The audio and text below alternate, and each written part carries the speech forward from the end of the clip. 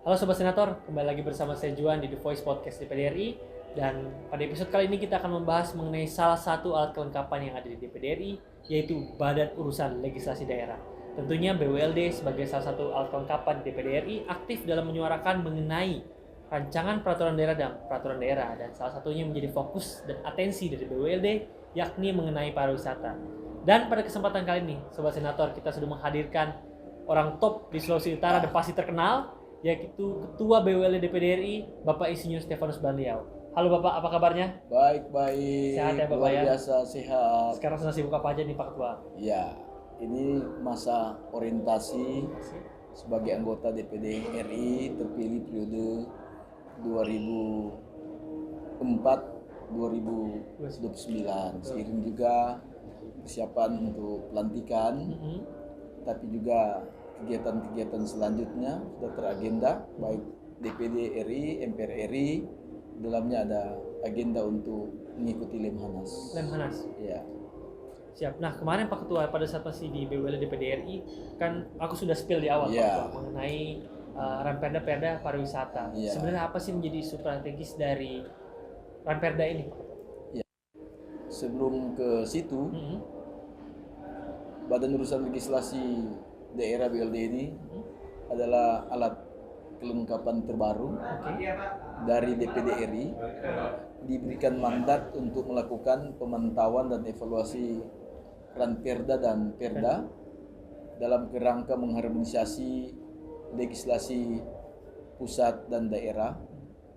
Dan terkait dengan pertanyaan tadi, setelah melaksanakan berbagai agenda seperti kunker, rapat dengar pendapat umum, FGD, maka akan tiba pada laporan hasil pemantauan dan evaluasi Ranperda Perda terkait pariwisata dan diambil dalam sidang DPD RI. Kemarin cerita BULD sempat ke Makassar dan juga ke Jogja. Apa aja sih didapatkan dari sana Pak Ketua? Ya,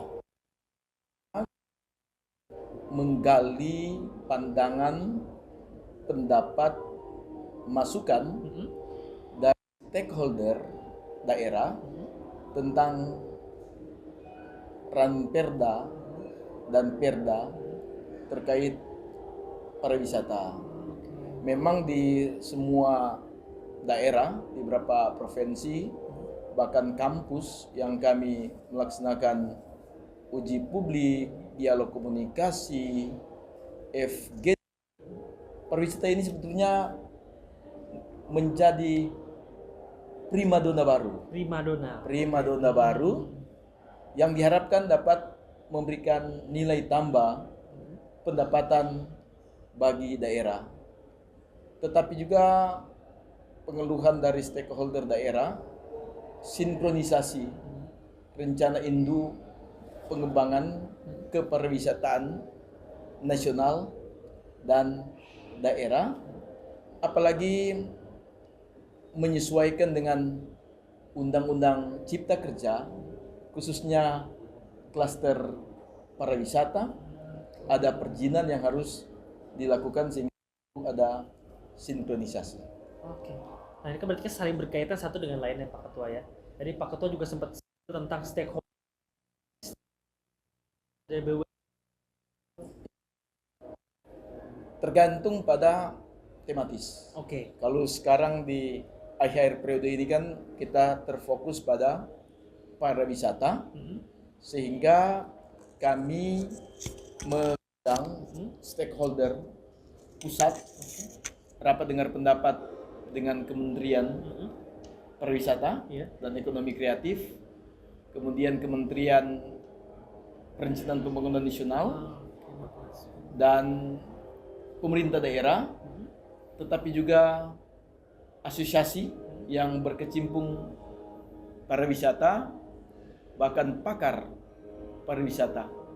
Dari berbagai pandangan dan pendapat itu, tentunya menjadi tugas bagi kami, pimpinan dan anggota BLD untuk merumuskan sehingga nantinya menjadi satu laporan pemantauan dan evaluasi Ranperda terkait pariwisata.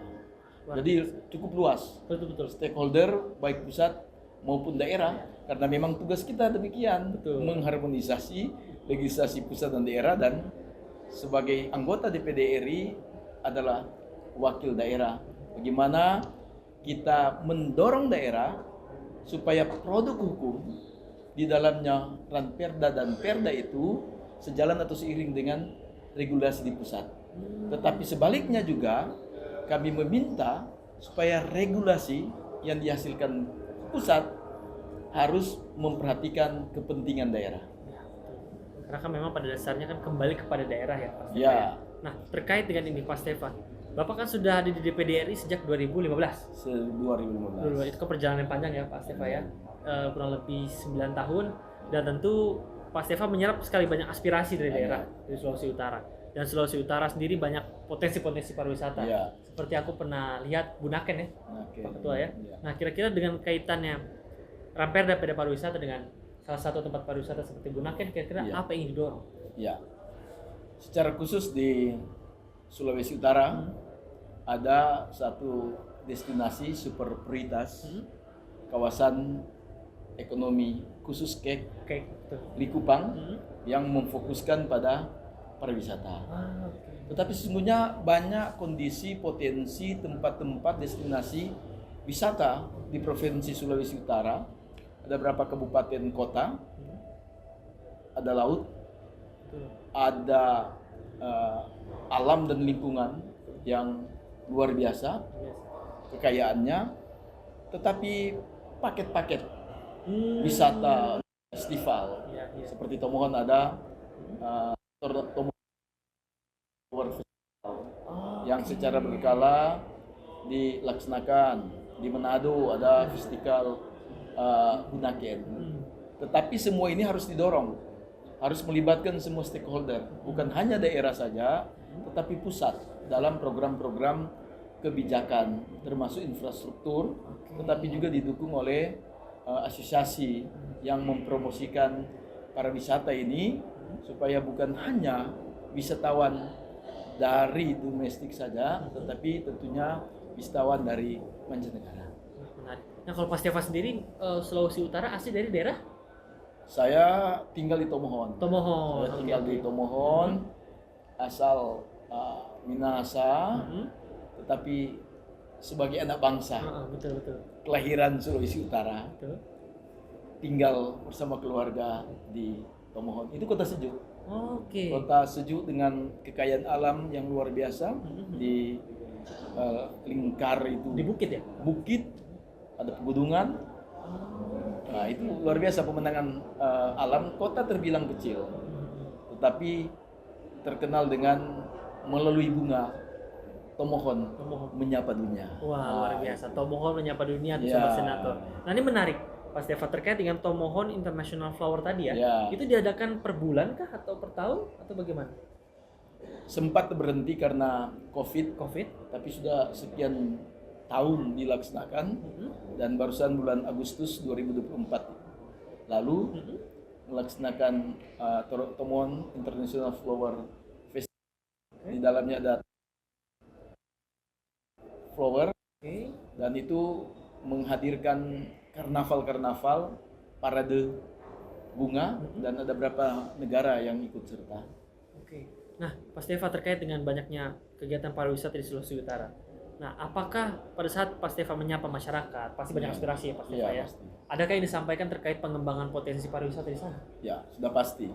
Karena memang sesuai dengan kondisi dan potensi itu banyak, sehingga mengharapkan penataan atau pengembangan destinasi wisata, tetapi juga perlu koordinasi antara kabupaten dan kota dalam melahirkan paket-paket atau festival terkait dengan pariwisata. Karena masing-masing daerah juga ada kesamaan, seperti Minahasa Raya itu punya kesamaan dengan tari-tarian tradisional di Sangihe, Nusa Utara, tetapi juga ada di Bolang Mongondo, punya kekhasan tersendiri.